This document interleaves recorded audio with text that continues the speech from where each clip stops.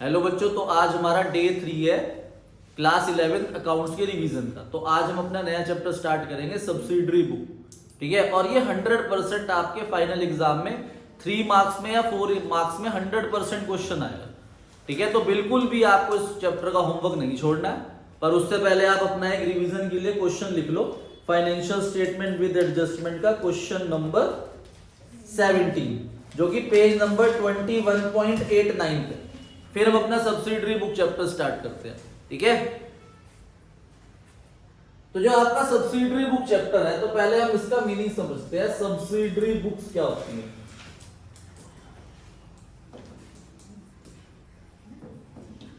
देखो भाई, subsidiary books होती है हेल्पिंग बुक्स, जो हमारे सिर्फ हमारे सिलेबस में वैसे टोटल 4 बुक्स है सब्सिडरी बुक की, पर अगर हम अकाउंट्स में बात करें तो subsidiary book more than 8 books बनती है, ठीक है। तो हमारे सिलेबस में इस चैप्टर के अंदर हमें सिर्फ 4 बुक्स बनानी सीखनी है।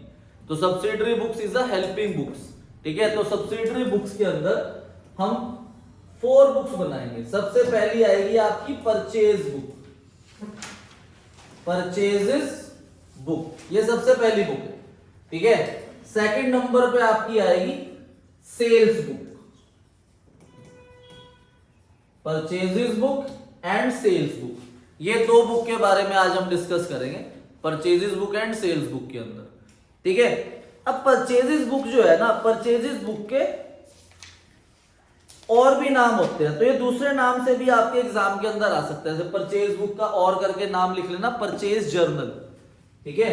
इसका दूसरा नाम क्या होता है? परचेजेस जर्नल, ये इसका दूसरा नाम है, परचेजेस जर्नल। तीसरा नाम भी होता है आपका परचेज डे बुक, ठीक है, परचेज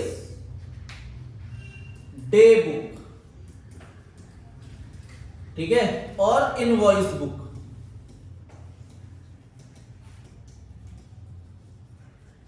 तो ये 4 नाम से आ सकता है आपका, purchase book, purchase journal, purchase day book और इनवॉइस बुक।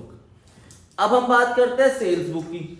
तो सेल्स बुक के भी दूसरे नाम हो सकते हैं, ठीक है। सेल्स बुक का आपको दूसरा नाम मिलेगा सेम, सेल्स जर्नल,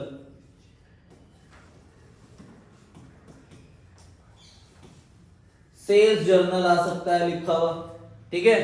या फिर आपको लिखा हुआ आ सकता है सेल्स डे बुक,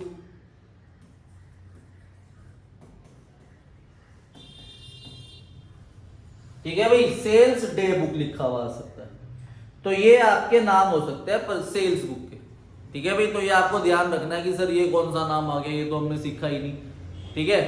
अब इन दोनों के अंदर कंडीशन सेम है। परचेज मतलब खरीदने वाली चीज, और सेल्स मतलब जिसे हम सेल कर रहे हैं, बेच रहे हैं, ठीक है भाई।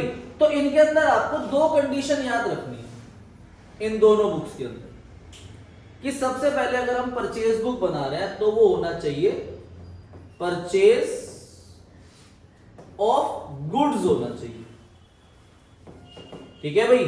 गुड्स का मतलब क्या होता है? इन विच वी डील। जैसे मान लो कि मैं एक स्टेशनरी शॉप ओन करता हूं, तो स्टेशनरी के अंदर जो मैं स्टेशनरी की चीजें परचेज कर रहा हूं, जैसे books, reams, pages, pen, pencil, ये सब मेरे क्या है? गुड्स है। पर अगर मैंने फैन परचेज करा अपने बिजनेस के लिए, या फिर मैंने एसी परचेज करा, मैंने चेयर्स, टेबल्स परचेज करे, फर्नीचर परचेज करा, तो ये सब मेरे गुड्स नहीं है, तो इन्हें मैं परचेज बुक के अंदर नहीं लिखूंगा। तो पहली कंडीशन क्या होनी चाहिए? कि वो परचेज ऑफ गुड्स होने चाहिए।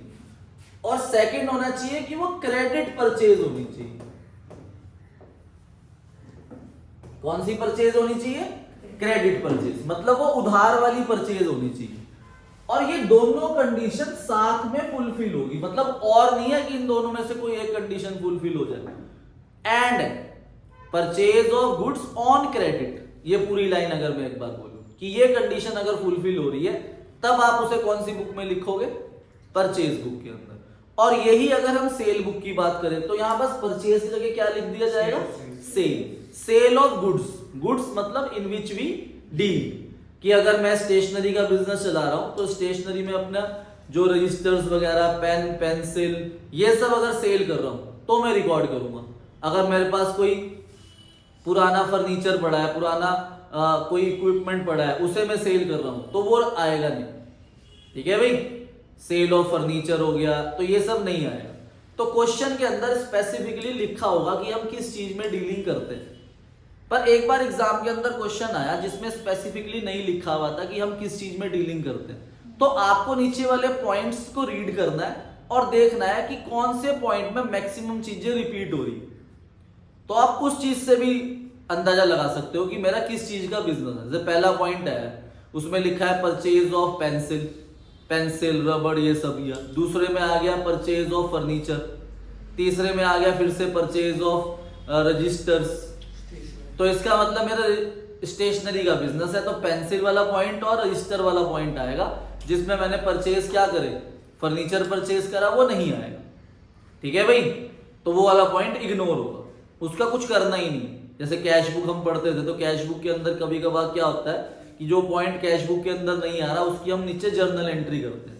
वो आप एज पर आपके स्कूल के टीचर बताएंगे कि वो जर्नल एंट्री एग्जाम में करनी है या नहीं करनी। ठीक है, वो आप अपने स्कूल टीचर से पूछ लेना।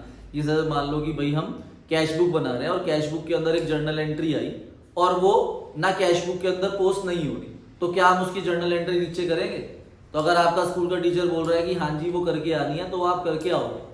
और अगर स्कूल टीचर बोल रहा है कि नहीं वो नहीं करनी, तो नहीं करके आओगे।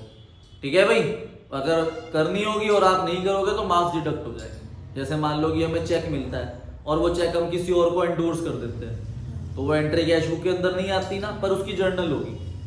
जैसे राम से चेक मिला तो cheque in hand account debit to Ram, और वो चेक आपने शाम को दे दिया तो Sham debit to cheque in hand, ये एंट्री होगी।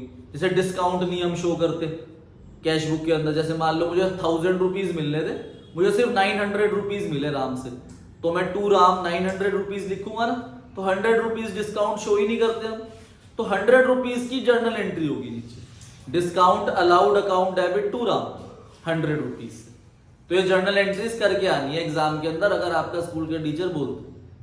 ठीक है, वैसे 99% स्कूल्स में ऐसा नहीं होता कि सिर्फ कैश बुक ही बनानी है, जर्नल नहीं करनी, पर फिर भी आप अपने स्कूल के टीचर से कंफर्म कर लें। ठीक है, तो क्रेडिट परचेज और क्रेडिट परचेज ऑफ गुड्स होने चाहिए परचेज बुक बनाते हुए। और अगर हम सेल बुक बना रहे हैं तो बस क्या कंडीशन आ जाएगी, सेल ऑफ गुड्स हो जाएगी, सेल्स ऑफ गुड्स। और सेकंड कंडीशन क्रेडिट सेल होनी चाहिए। ठीक है, बहुत इजी चैप्टर है, बस दिक्कत क्या होती है इसका फॉर्मेट ही नहीं याद कर पाता बच्चा। तो अब हम परचेज बुक की हेडिंग डालेंगे और उसका फॉर्मेट याद करेंगे। ठीक है, तो सबसे पहले हम परचेजेस बुक बना रहे हैं। आपको एग्जाम के अंदर ऊपर हेडिंग डालनी है कि आप क्या बना रहे हैं। ठीक है, तो सबसे पहले आता है डेट। अगर क्वेश्चन के अंदर डेट नहीं गिवन तो आप सीरियल नंबर लिखो। डेट के बाद आता है नेम ऑफ सप्लायर। आप यहां पर पर्टिकुलर्स भी लिख सकते हो, कि अगर आपको सप्लायर का नाम नहीं लिखना, यहां पर नेम ऑफ सप्लायर नहीं लिखना, तो आप इस जगह पर्टिकुलर्स भी लिख सकते हो। उसके बाद आता है इनवॉइस नंबर। ठीक है, यहां पर आएगा आपका कॉलम में इनवॉइस नंबर। इनवॉइस नंबर के बाद आता है आपका एलएफ।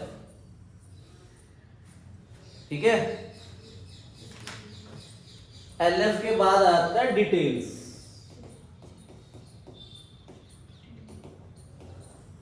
डिटेल्स के बाद हम परचेज बुक बना रहे हैं तो यहां परचेजेस आएगा। और अगर क्वेश्चन के अंदर जीएसटी दे रखा है तो फिर जीएसटी वाले कॉलम भी आएंगे। ठीक है, और अगर जीएसटी नहीं दे रखा तो आप जीएसटी के कॉलम बनाने की जरूरत नहीं है। ठीक है भाई, तो जैसे हमारे पास जितने भी क्वेश्चन बुक में दे रखे हैं उनमें जीएसटी है, तो इनपुट सीजीएसटी आएगा, इनपुट एसजीएसटी आएगा। देवांश बेटा आए हो तो लिख लो कॉपी में, इनपुट आईजीएसटी आएगा। ठीक है, अब एक चीज का ध्यान रखना, जिनके पास पुरानी बुक है ना, जिनके पास 2 साल पुरानी या 3 साल पुरानी बुक है, तो उसमें ये कॉलम नहीं है फ्रेट एंड कैरेज का। ठीक है, पर अब जो करंट ईयर वाली बुक है इसमें फ्रेट एंड कैरेज भी आता है। तो यहां पर फ्रेट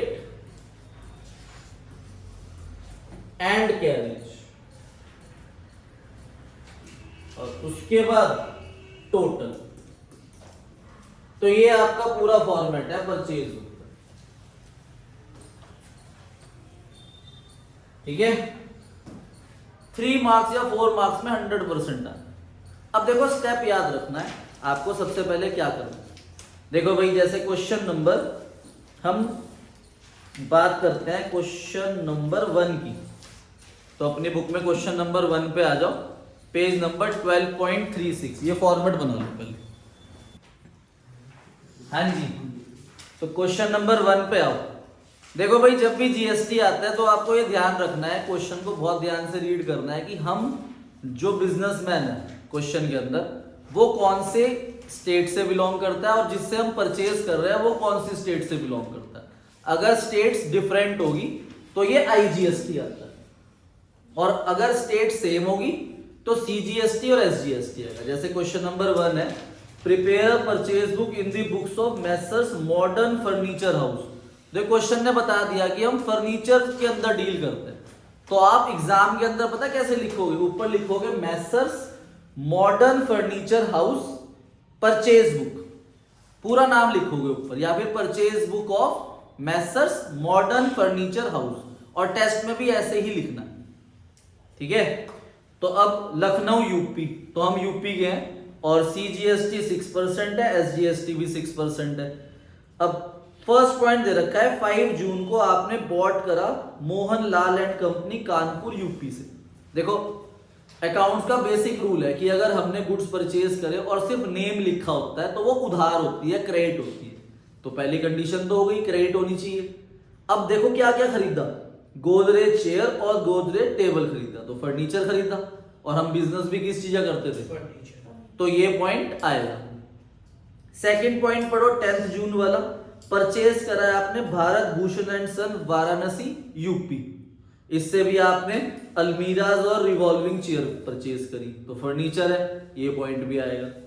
उसके बाद जो 14 पॉइंट है, purchase from Surya traders Lucknow UP, इससे भी हमने डेस्क सोफा सेट ये सब परचेज करा, तो ये भी आएगा। 20 डेट पे देखो क्या लिखा है, परचेज फॉर कैश, तो जैसे ही कैश पढ़ लोगे आपको पता भी एक कंडीशन तो खत्म हो गई, वो आ नहीं सकती, तो आगे हमें पॉइंट रीड करने की भी जरूरत नहीं। उसके बाद लास्ट वाले में लिखा है bought furniture for office use.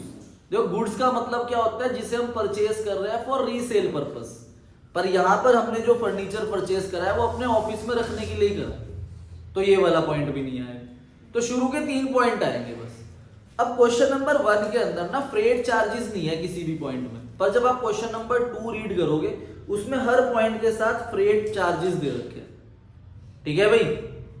तो फ्रेट चार्जेस किस पॉइंट में आके ऐड होते हैं, किस पॉइंट में उसे लिखा जाता है, वो चीज मैं आपको क्वेश्चन नंबर 1 के अंदर बता दूं। तो लिखो यहां पर डेट आप एक ही बार लिख सकते हो, ऊपर ईयर 2022 और 5 जून।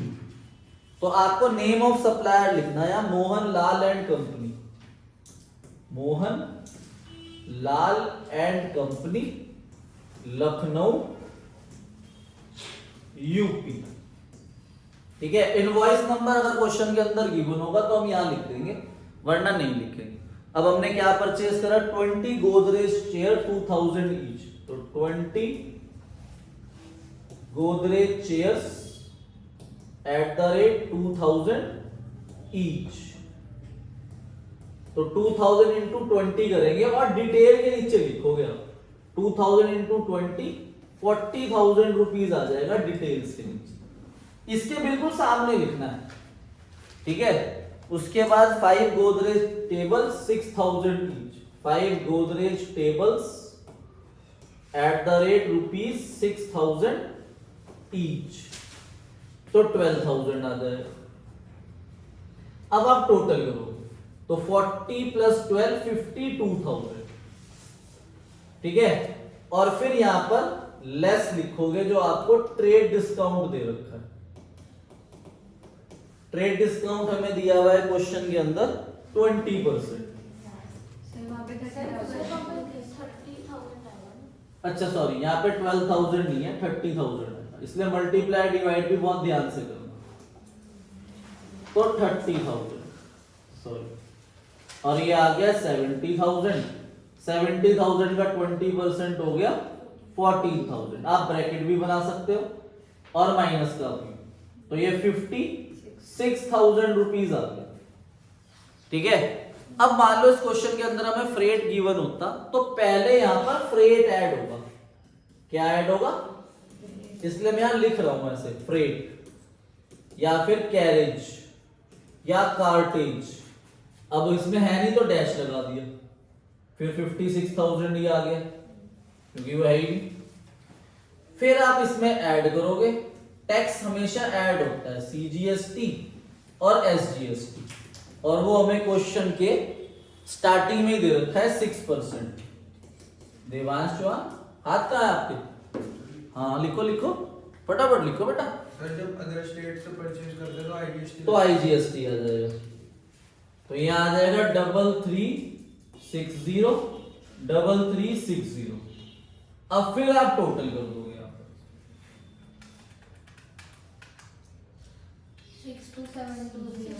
62720। अब इसके आगे आपको इसे बाइफरकेशन करनी है। जो आपका परचेजेस है ना, जो ट्रेड डिस्काउंट के बाद वाली फिगर है, वो यहां पर आएगी 56,000, और इनपुट सीजीएसटी 3360, इनपुट एसजीएसटी 3360, और इनपुट आईजीएसटी है नहीं, तो फ्रेट पेबल ये भी नहीं है, अगर होता तो यहां लिख देते, और यहां टोटल आ जाएगा 62720। ठीक है, अब इसी में आप नीचे 10 जून की डेट डालोगे, 10 जून। नेम लिखोगे, नेम हमें दिया हुआ है Bharat Bhushan and sons Varanasi UP. 2 almirahs 12,000 each multiply, 2 revolving chair 20,000 each multiply. ठीक है, फिर ऐड करोगे, ट्रेड डिस्काउंट 10% माइनस। फिर अब ये फ्रेट चार्जेस लिखने की जरूरत नहीं है, सीधा सीजीएसटी एसजीएसटी ऐड करेंगे मेहता साहब, और फिर बाइफरकेशन करते। फिर उसके बाद आप अगली डेट डालोगे 14 जून, तो 14 जून में सूर्या ट्रेडर्स लखनऊ यूपी लिखोगे और उसकी डिटेल लिखोगे, फिर एड्रेस करोगे। करो ये तीनों पॉइंट लिखो, 10 जून वाला भी और 14 जून वाला भी। ठीक है, ठीक है, तो सेकंड पॉइंट और थर्ड पॉइंट डालने के बाद आप क्या बना दोगे? टोटल कर दोगे नीचे परचेज का। ठीक है, आपको हर एक कॉलम का टोटल करना। अब एक बार एग्जाम के अंदर क्वेश्चन आया, आओ अपनी बुक में क्वेश्चन नंबर 11 है, तो क्वेश्चन नंबर 11 पे आओ, पेज नंबर 12.36। एडिशनल क्वेश्चन में सबसे पहला क्वेश्चन है। अब देखो इनमें क्या लिखा है, prepare purchase book of messrs Shiv stationery from the following. तो स्टेशनरी का बिजनेस है हमारा। अब पहला पॉइंट है, आपने परचेज करे गगन स्टेशनरी मार्ट से क्रेडिट पे, तो ये पॉइंट आएगा। 10 जून में आपने परचेज करा अमृत फर्नीचर से, तो ये तो फर्नीचर परचेज करा और हमारा बिजनेस किस चीज का है? स्टेशनरी का, तो ये 10 जून वाला पॉइंट नहीं आएगा। फिर 15 जून को आपने परचेज करे 3 dozen ink pots 80 per dozen from Mehar paper company और रिसीव्ड अ कैश डिस्काउंट। अब हम खरीद रहे हैं और क्या मिल रहा है? कैश डिस्काउंट, तो इसका मतलब हमने बदले में कैश दिया होगा, तो ये पॉइंट भी नहीं आएगा। और फिर 18 जून में आपने परचेज करा रहमान ब्रदर से क्रेडिट पे। अब पूरे क्वेश्चन के अंदर कहीं पर भी फ्रेट नहीं है, कहीं पर भी जीएसटी नहीं है। तो अब आप जब ये क्वेश्चन एग्जाम के अंदर करोगे तो आपको सिर्फ date, name of supplier, invoice number, LF, detail और परचेज यहां तक बनाना है। आपको ये input CGST, input SGST, input IGST, freight and cartage और टोटल वाले कॉलम बनाने की जरूरत नहीं है। टोटल नहीं बनाना, जो आपका परचेज होगा ना वही टोटल हो जाएगा। ठीक है भाई, टोटल का कॉलम भी नहीं बनाना, सिर्फ यहां तक बनाना है। ठीक है, क्योंकि ये वाली फिगर तो आएगी बार, बस वही टोटल है, तो टोटल 2 बार क्यों बनाओगे? तो यहां तक बनाना। तो ये क्वेश्चन नंबर 11 और क्वेश्चन नंबर 12 भी जरूर कर लेना अपनी बुक का, ठीक है भाई, ध्यान से। अब हम बात करते हैं सेल्स बुक की। अब सेल्स बुक के अंदर भी आपको मैंने बताया सेम कंडीशन है कि भाई सेल ऑफ गुड्स होना चाहिए और क्रेडिट सेल होनी चाहिए। तो इसके लिए हमारे पास अगर हम बात करें क्वेश्चन नंबर 4 है, क्वेश्चन नंबर 4 12.32 पेज पे, ठीक है। Record the following transaction in the sales book of messrs Ajanta electronics Ranchi Jharkhand, ठीक है। अब रांची झारखंड में बेटा एमसीक्यू थोड़ी करा रहा हूं, पेज 12.32 बोला भी है, हाँ इसमें एक पेज और पलटो, इधर क्वेश्चन नंबर क्या है? पलट दे एक पेज 4 पीछे है वो, अच्छा ठीक है भाई। तो अब यहां पर आपने सोल्ड करा है वंदना इलेक्ट्रॉनिक्स कलकत्ता वेस्ट बंगाल, यही है पॉइंट। अब ध्यान से पढ़ो, क्या इस पॉइंट में हमने क्या क्या खरीदा, 50 म्यूजिकल अलार्म परचेज करा, फिर उसके बाद 40 वॉल क्लॉक्स, कितना है ट्रेड डिस्काउंट 20%, क्या उसके बाद फ्रेट दे रखा है क्वेश्चन में? No sir. नहीं, ठीक है भाई। तो जहां पर फ्रेट होगा तो पहले फ्रेट ऐड होगा। तो अब इस क्वेश्चन के अंदर ऊपर सीजीएसटी एसजीएसटी दिया हुआ है, तो सेल्स बुक का फॉर्मेट बनाते हैं हम। अब ऊपर आप लिख लोगे सेल्स बुक और यहाँ पे नेम ऑफ कस्टमर आ जाएगा, ठीक है। यहाँ पे परचेज की जगह सेल्स और इनपुट की जगह हम आउटपुट लिख देंगे।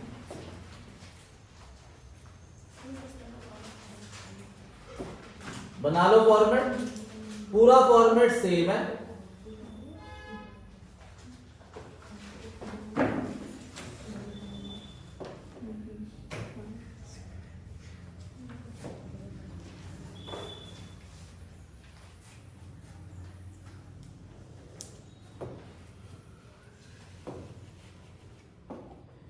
तो नेम ऑफ कस्टमर लिख दोगे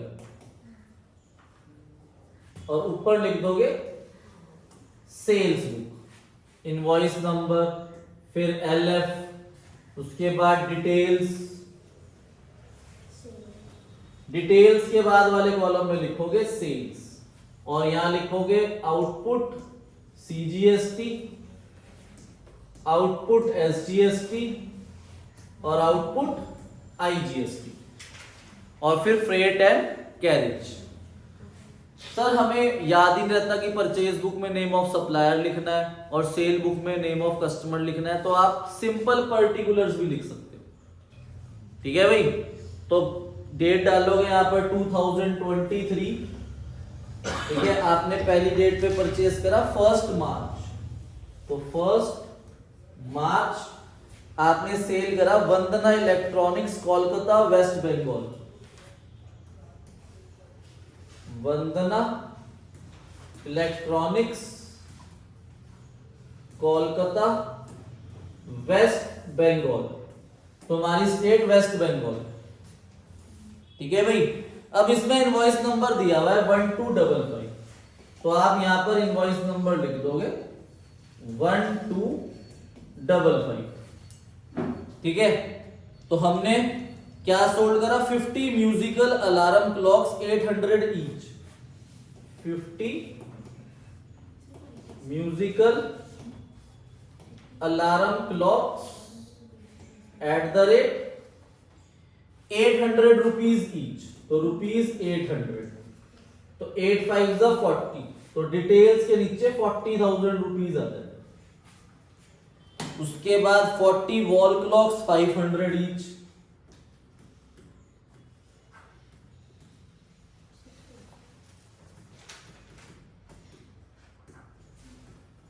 फाइव 4 20, तो 20,000, फिर आप टोटल कर दोगे 60,000, फिर 60,000 में से आप लेस करोगे ट्रेड डिस्काउंट विच इज 20%, तो 60,000 का 20% हो गया 12,000,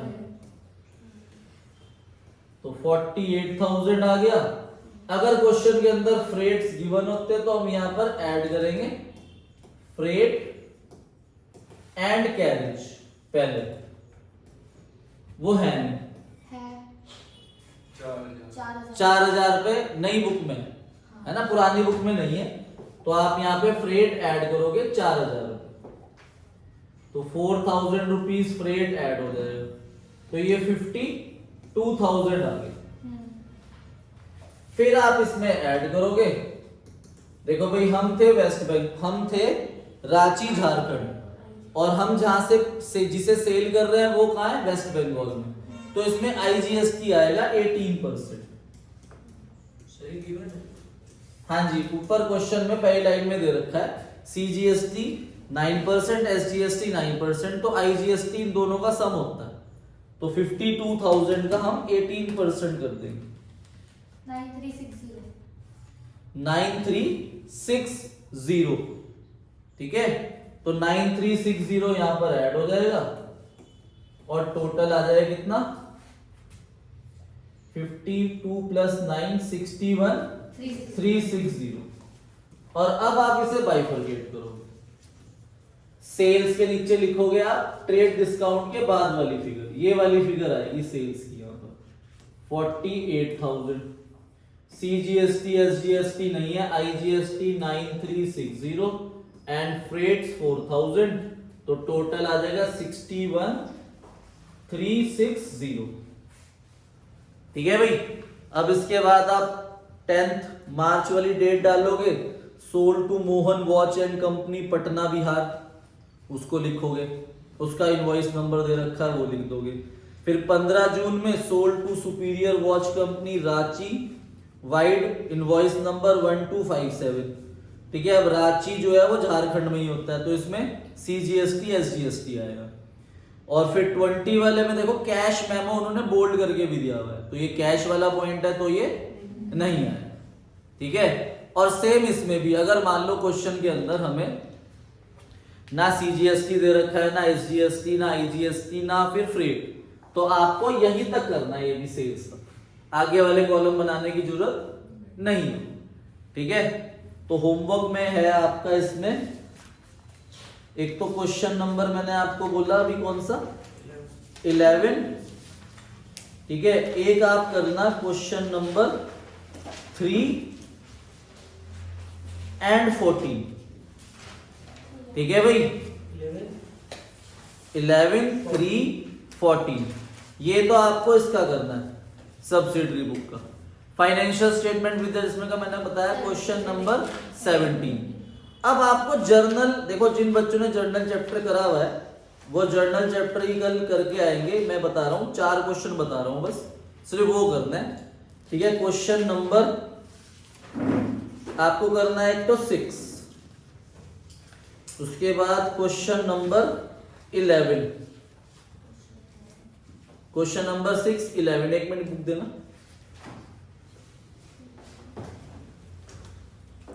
ये क्वेश्चन नंबर आपको करना है जर्नल का, एक मिनट में दोबारा से बता रहा हूं,